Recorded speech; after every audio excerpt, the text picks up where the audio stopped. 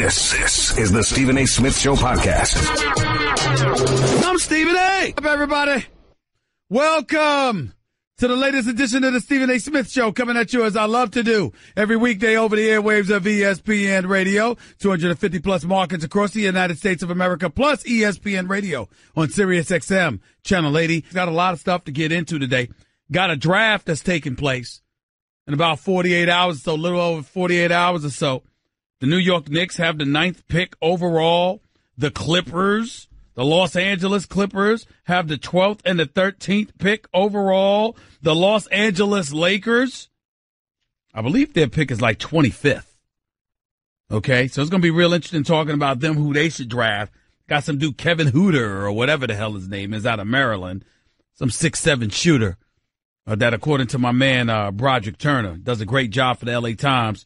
He's projecting that that's who the Lakers are going to take with the 25th pick. Whereas the New York Knicks at number 9 overall, Mikal Bridges, because the person that they probably want, Michael Porter Jr., who was on Will Cain's show on ESPN Radio yesterday.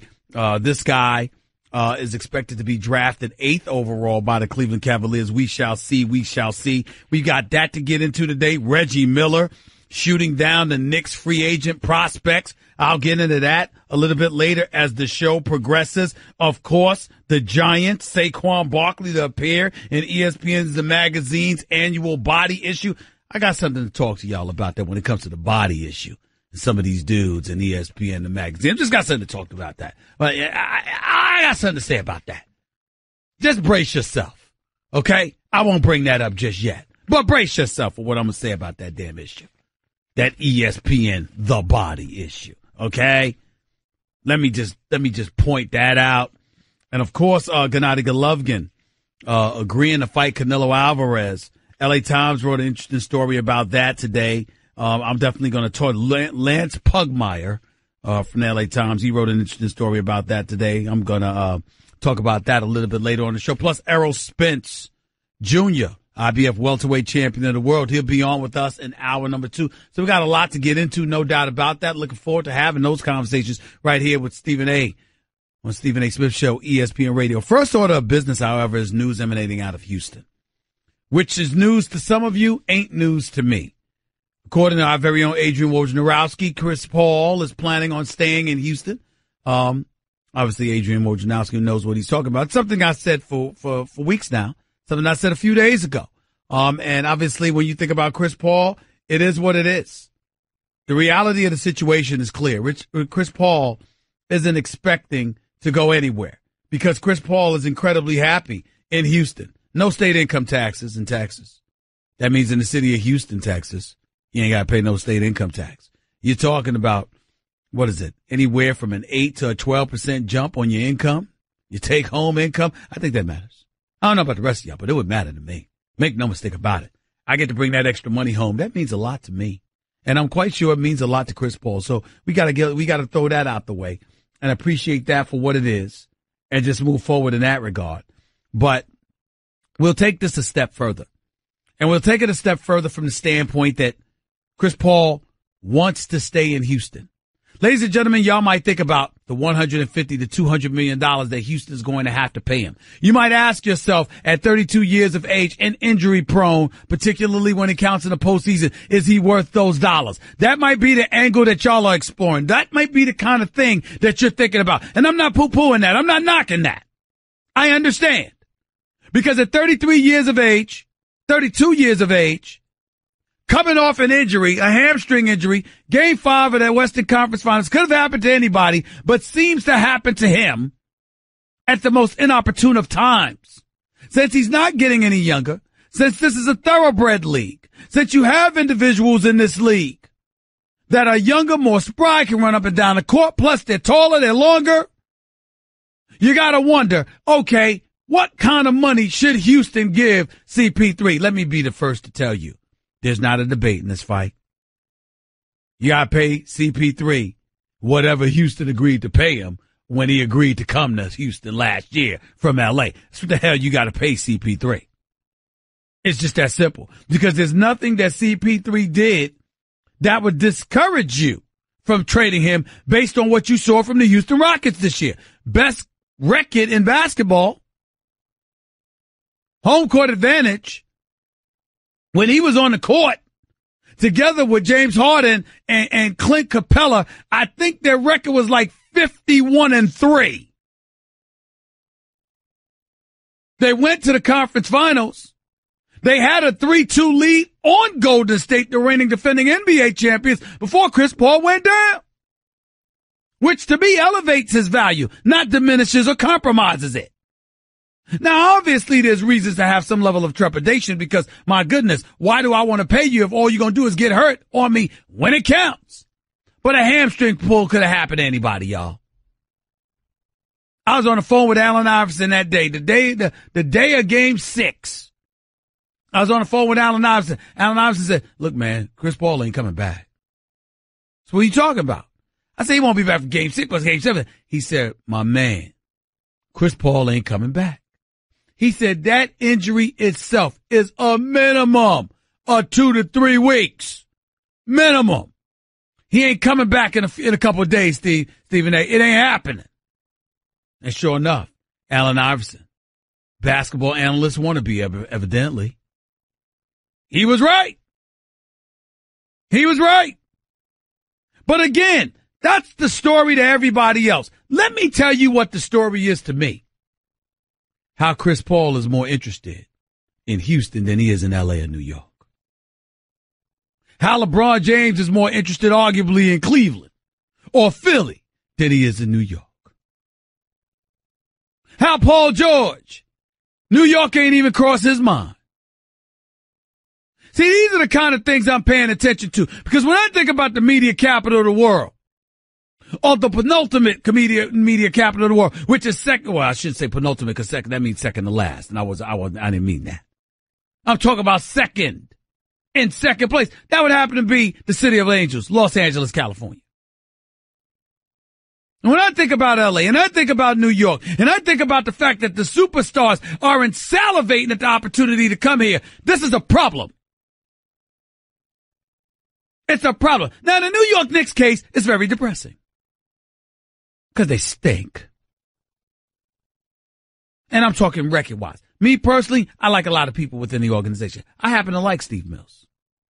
And I'm rooting for him. I happen to like and respect Scott Perry and his resume a great deal. And I'm rooting for him. James Dolan, James Dolan is a billionaire who cuts the check. But my knock with James Dolan is I think somehow, some way, business gets in the way of basketball matters and compromises the New York Knicks franchise. Anybody can act like they don't know. It's a lie. New York Knicks can sit up there and talk all they want to. It's a lie. I'm not sitting there talking about it's a heavy hand and business is interfering with basketball. But the specter of all things, Cablevision, Madison Square Garden, etc., gets in the way to some degree of what you want to do basketball-wise. Because there's too many hands in the cookie jar, always interfering with something. And I definitely, at least that's what I've always heard. And I'm giving credit to that and credence to that because I don't want to believe that just one particular owner happens to be so inept that he's contaminated this franchise like a damn virus and nothing is good is going to come of it. I don't want to believe that about James Dolan. So instead, I'm going to take the nicer approach, Jonathan Winthrop, my producer extraordinaire, who gets along great with the Knicks. God bless you. Okay? I'm going to take the lighter side of it all. And I'm going to say, you know what? It's not James Dolan. Because we all know how sensitive they are when it comes to criticism of James Dolan, a.k.a., Charles Oakley. We all know how sensitive they are with criticism of James Dolan. So we don't want to do that. Never that. Never that. So instead what we will do is we will sit up there and say, no, it's the heavy hand of Madison Square Garden. Because that way, John, you're not personalizing it, okay? You're talking about the institution of Madison Square Garden as opposed to one man. I'm sure he can understand that. That's neither here nor there. The point is that he represents New York. Stinks. The Brooklyn Nets, they ain't relevant past Atlantic Avenue. They're just not. They're just not. The only thing synonymous with the Nets and the Barclays Center is Atlantic Avenue, Junior's Cafe, soul food spot extraordinaire, going to the Barclays Center, and traffic. That's it. It's nothing synonymous. There's nothing to write home about going to Brooklyn. So in the media capital of the world, where basketball resonated profoundly, you don't really have a professional basketball team to really lean on and be proud of. Now we go to L.A. Ladies and gentlemen, at least I'm able to look at Steve Ballmer, who's still depressed from losing CP3 from what I understand. At least I'm able to look at him and say, you know something? He brought in Jerry West. You still got Doc Rivers. Still got Doc Rivers. You got Jerry West. You got the 12th and the 13th pick in the draft. You still got DeAndre Jordan. And you can make some moves that can facilitate you getting a couple of dudes. I mean, I find it a bit suspicious that the Clippers have just been flying under the radar. I know Jerry West. He's always up to something. I don't underestimate Jerry West, a basketball savant if ever there was one. A man that I must confess I've come to genuinely like. I mean, I cannot emphasize to y'all enough on a few occasions that I've been fortunate enough to talk to Jerry West just about basketball. It's been an extreme honor. The man is 80 years old. First of all, we all wish we should be looking that good at age 80. I mean, I've gotten to know his son a little bit. Used to work with the Lakers. Now he's in Golden State. I got news for you. Yeah, there's Daddy, and then there's his son. But Daddy probably look almost as damn good as his son. Jerry West is a good-looking man. I mean, I got to admit to you, I hope I look like that when I'm 80.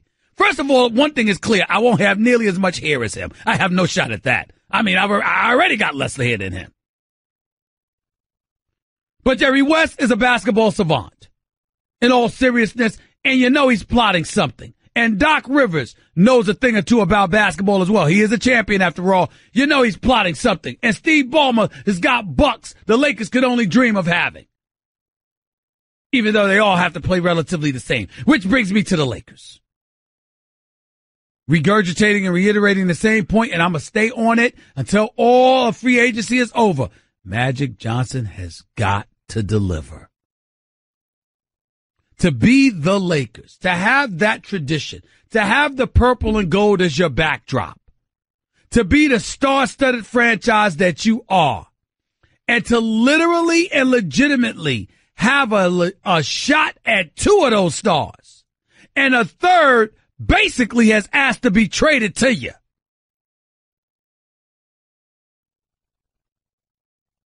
Ladies and gentlemen, you can't come up empty.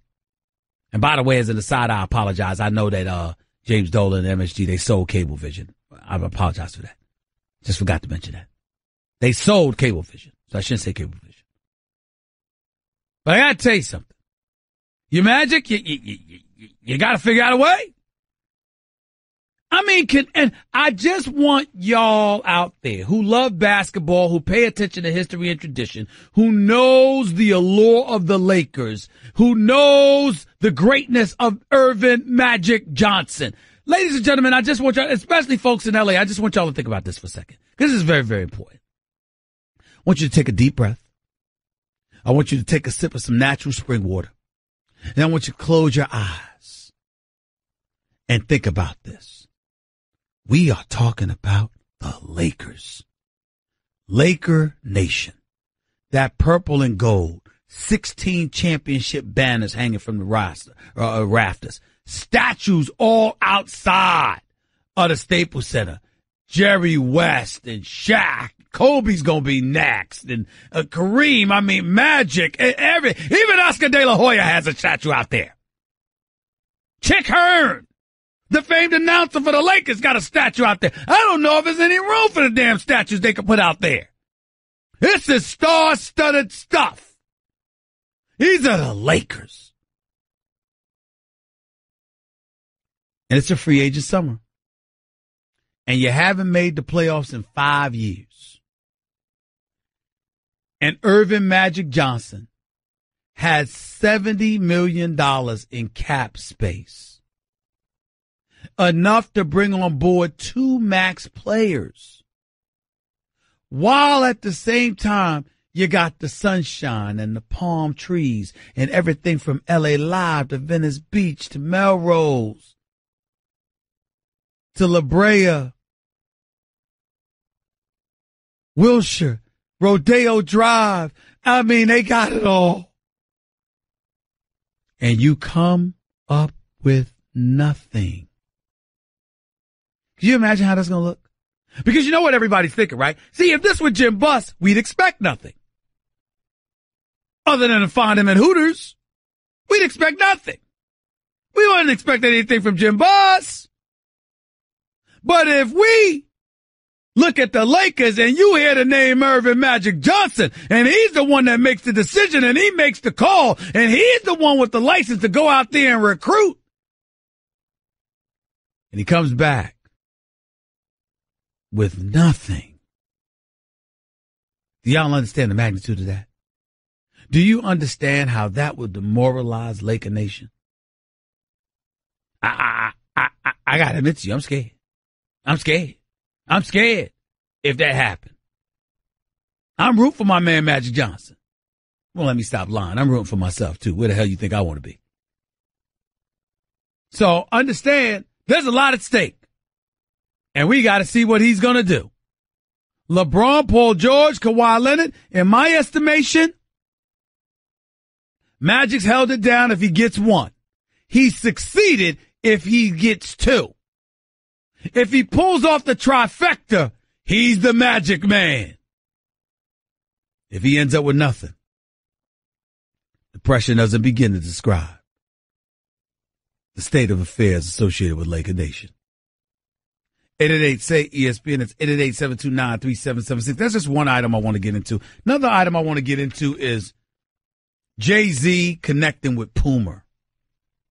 Look, y'all, Puma's been out of the game for a while. They were there in the 70s. They just signed Walt Clyde Frazier to a lifetime contract because he was their first signature brand signee back in the 70s when he was a member of the Knicks, bringing a championship to New York.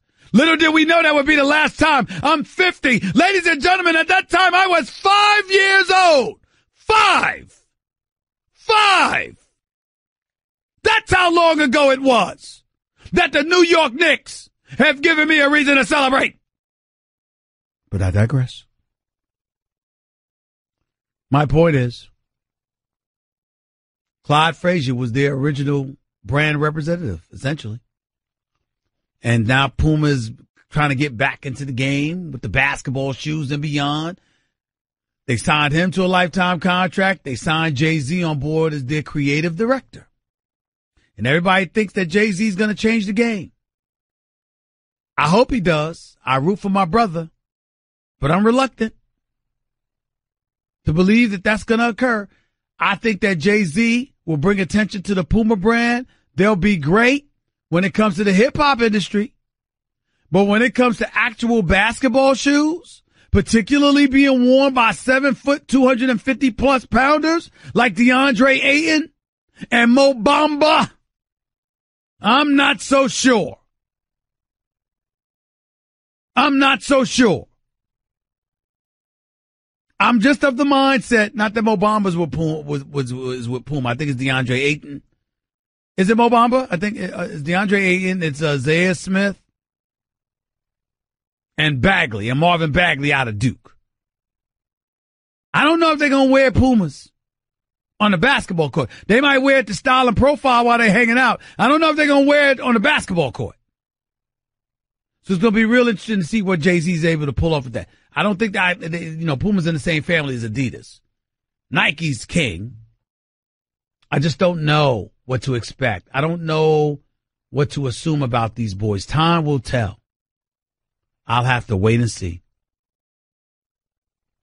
More to Stephen A. Smith Show on ESPN Radio. Your calls on NBA free agency, on pressure on Magic Johnson, on CP3 staying in Houston. What's he going to be able to do there? And, of course, Jay-Z and Puma. You're listening live to Stephen A. on ESPN Radio. You're listening to the Stephen A. Smith Show podcast. To the phones we go at 888-SAY-ESPN. It's 888-729-3776. Sal in Brooklyn, you're live with Stephen A. Talk to me. Hey, Stephen. Thanks for taking my call. Go ahead. My question was about the Knicks. Do you see them moving up in the draft at all and targeting a certain player? Nope, because I don't think they have any assets to move up in the draft. Do you think they would trade down then? Maybe pick up some assets? Again, you're asking, what's the asset? What do you give? What do the Knicks have to give up to get anything? That's the question you consistently have to ask yourself. What do the New York Knicks have to give up in order to get anything? When you can answer that question, I mean, look, Enes Kanter? I mean, is that where you want to go with this? A high salary? How about Joakim Noah, who's owed almost $38 million over the next 2 years guaranteed? How about that? Nobody would take Noah. Okay. Tim Hardaway Jr. I mean, $37 million before he's got an $18 million option. All right. In the last year of his deal, which is more than 2 years from now. What you got?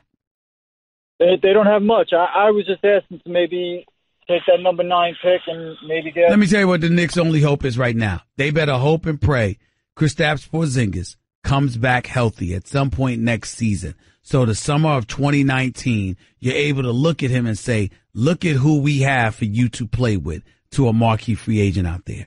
That's the New York Knicks' hope right now. And they got to draft well. I mean, right now, this guy, Michael Bridges, all right, that they're talking about grabbing. I mean, he's a possibility.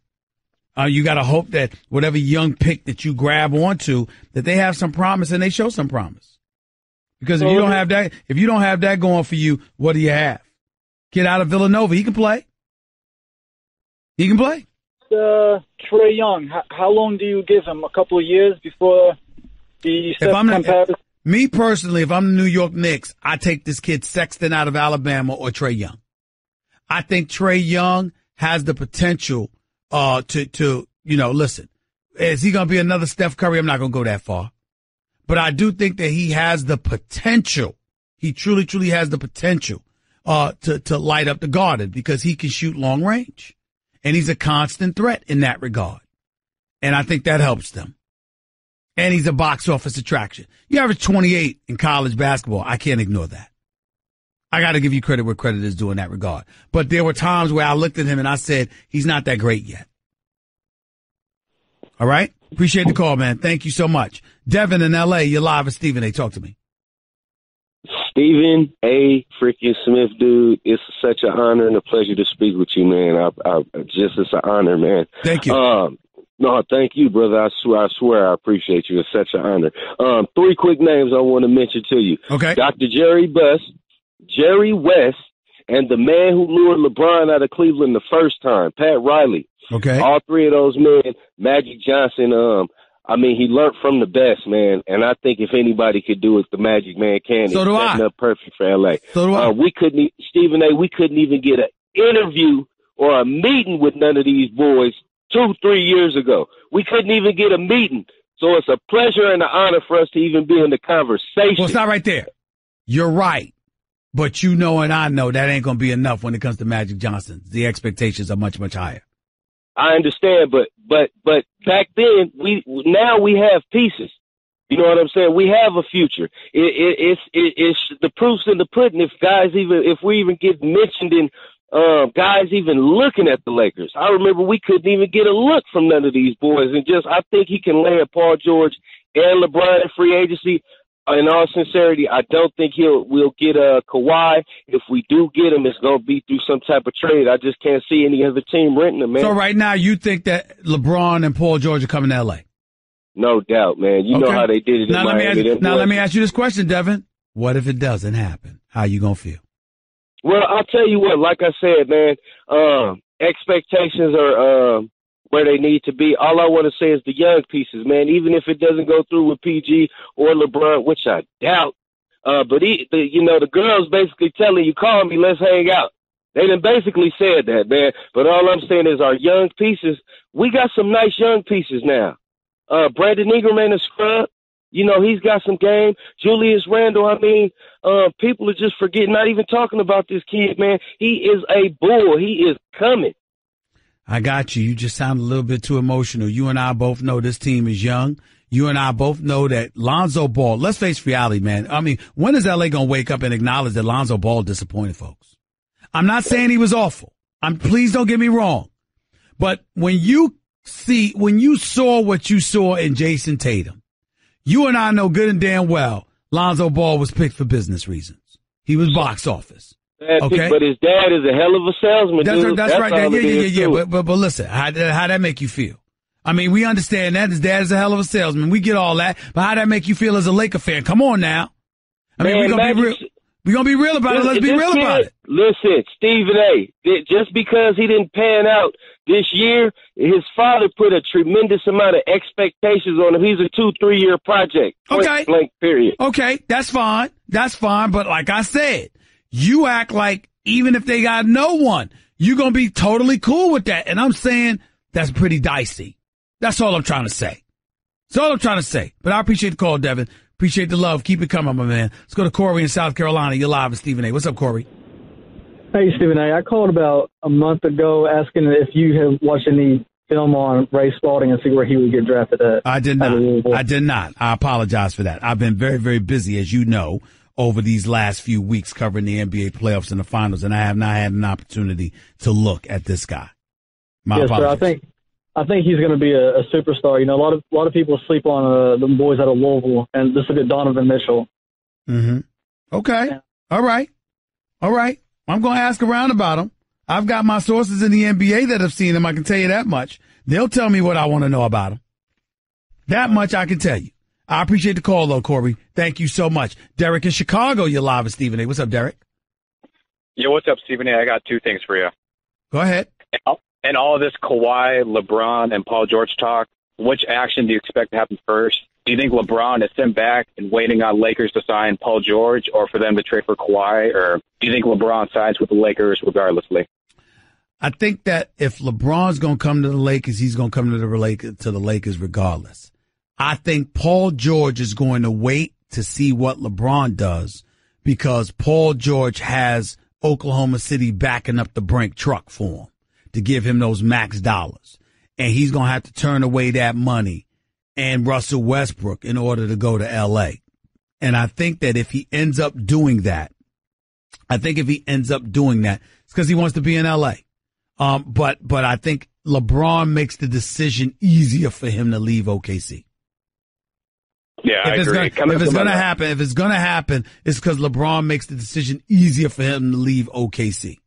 See, we can say what we want about Russell Westbrook. And Russell Westbrook might be temperamental. He might be a bit different and eccentric. But there's no doubt he's a superstar talent. He's an unstoppable force. And I've never seen anybody in better shape, maybe other than LeBron. I mean, this guy, Russell Westbrook, plays 100 miles an hour all the time. He's a superstar, man. And I hate seeing him go home in the first round. I really, really do. I want to see more. I definitely want to see more Russell Westbrook, but he ain't going to be able to do that without teammates. That's not going to happen.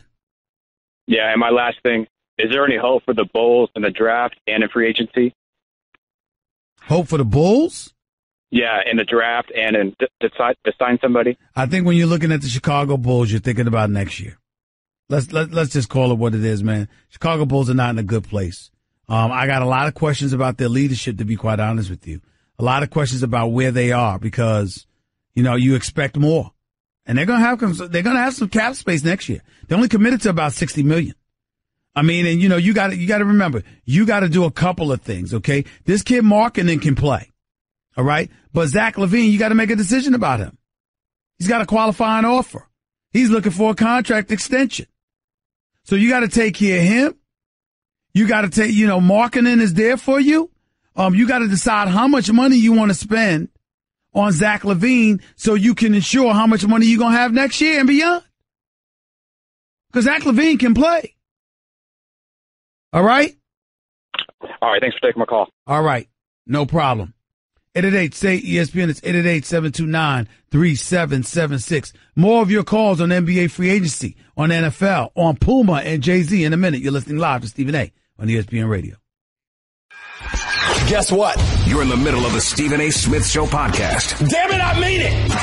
Somewhere early in in hour number 2 of the Stephen A. Smith Show right here on ESPN Radio, we will have the IBF World Welterweight Champion, Errol Spence Jr. Definitely looking forward to talking to him.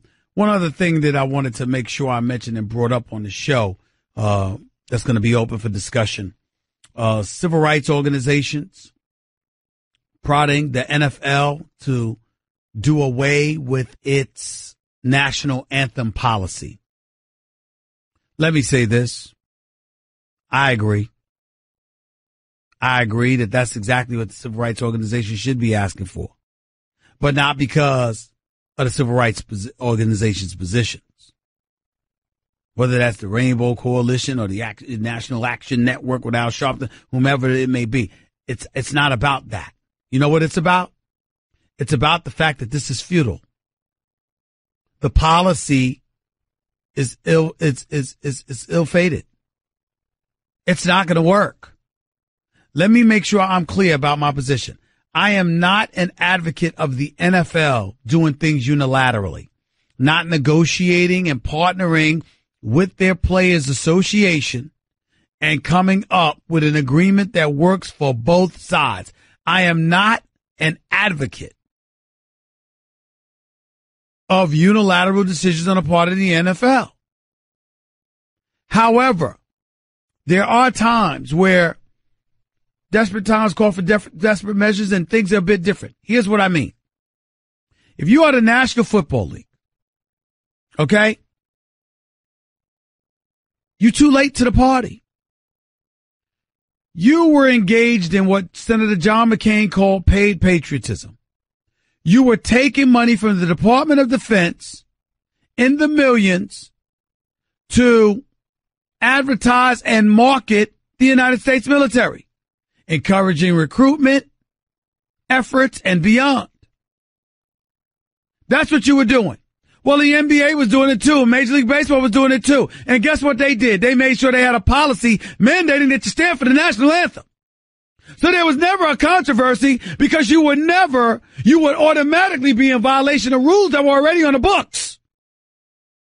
The reason why Colin Kaepernick had you dead to rights, the reason why Colin Kaepernick was such a problem is because he violated no laws. He violated no bylaws. So you being in the National Football League, all you did was cave to pressure. That's all you did. You caved to pressure. And you caved to pressure because President Donald Trump opened his mouth. His constituency rallied by his side. You felt it was affecting your bottom line. And you said, my God, we've got to change this.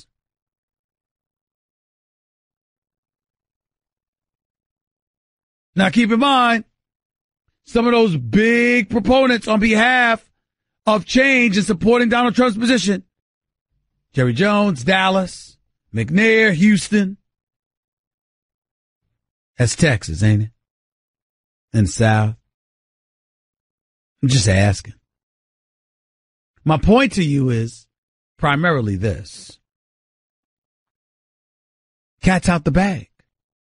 You now invoking a policy that calls for folks to come out of the locker room after the national anthem is being played. If you're going to take a knee during the national anthem, they're not going to allow that. So you got to stay in the locker room until you come out. Hell, everybody's going to get scrutinized because of that. Players, coaches, administrative officials, personnel. Ladies and gentlemen, do you realize that if I went to a game at MetLife Stadium or at the LA Coliseum, and y'all saw even me, Stephen A. Smith, coming out of the locker room after the national anthem is being played, do you realize, you know how many idiot bloggers are out here desperate for clicks? Do you know how quick it's going to be national news? Look at Stephen A. He's walking out after the national anthem. Oh, my God. And I've never taken a knee during the national anthem. I would never do that. That's just not me. Because I think about our servicemen and women and how they would interpret such a thing. And sometimes it's not about the reality. It's about the perception. And I would pay attention to that perception, and I would find a bigger, more salient way to make my point. That would be me. Because when I shoot at something or someone, figuratively speaking, of course, I want to hit my target.